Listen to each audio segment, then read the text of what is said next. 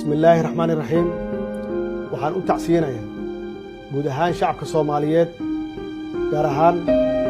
eheladii iyo qaraabadii ay ka geeriyoodeen maanta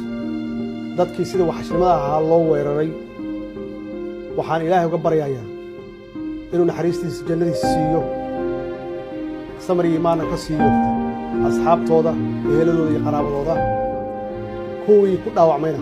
inuu Ilaahay u fududeeyo shacabka Soomaaliyeed waxaan u sheegayaa